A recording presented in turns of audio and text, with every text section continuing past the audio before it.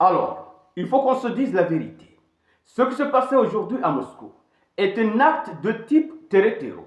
C'est vrai que l'Ukraine a fait ce qu'il avait à faire en envoyant l'un des hauts officiers russes au repos éternel. Mais le mode opératoire est similaire à ceux des groupes terreau et djihadistes. Alors, qu'est-ce qui s'est passé?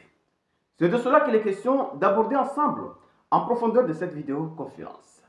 Mais avant d'aller en profondeur, sécurisez la vidéo, poussez les j'aime, laissez vos commentaires et partagez cette vidéo au maximum. Et ceux qui ne sont pas encore abonnés, il est temps de cliquer sur le bouton suivre pour rejoindre votre communauté. Alors, aujourd'hui matin, l'un des généraux russes, en l'occurrence, il s'agit du général de division Fanil Servorov, chef du département de la formation opérationnelle du ministère russe de la Défense, a été envoyé au repos éternel dans l'explosion de sa voiture et il est parti suite à ses blessures.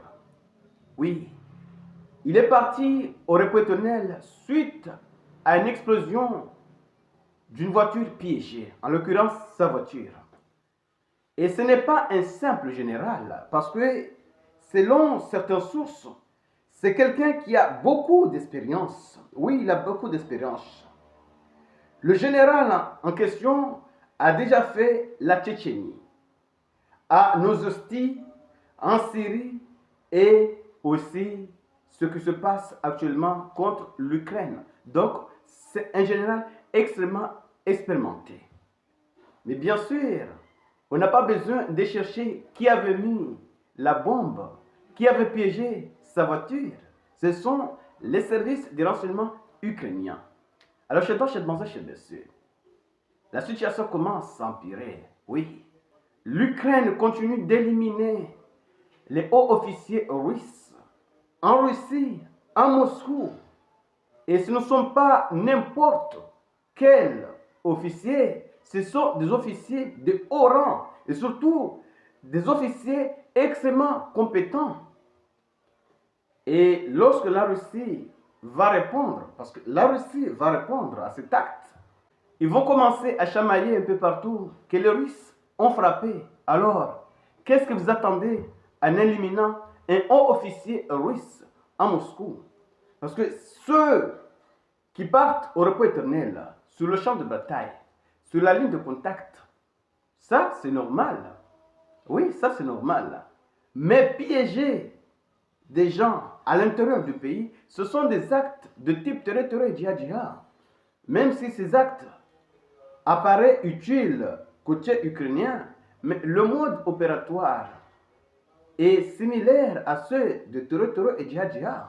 Peut-être que dans l'aventure des hommes, des Zelensky en Syrie et au Sahel, ils ont appris tant de choses. Oui, ils ont appris tant de choses parce que maintenant, ils arrivent à répéter les mêmes scénarios que ceux utilisés par les groupes terreau et djihad. C'est de cela qu'il s'agit. Alors, chez messieurs, voici l'information du jour. Le général Fanil a été envoyé au repos éternel à Moscou lorsque celui-ci s'est installé dans sa voiture. Donc, cela suppose que la personne qui appuyait sur la détente était juste à côté. Reste à savoir si les forces de renseignement russes arriveront à le rattraper.